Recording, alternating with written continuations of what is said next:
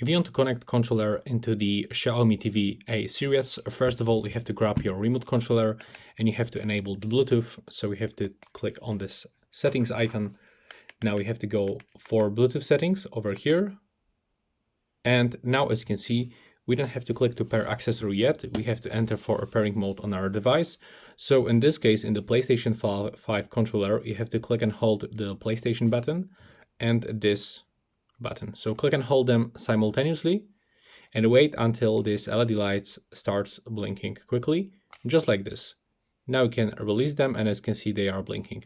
So it's time to go with a remote controller, click to pair accessory, and here you can find the dual sense wireless controller.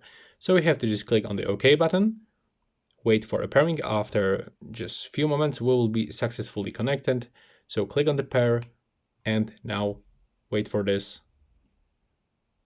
As you can see, now we are successfully connected. So this is everything. Thanks for watching.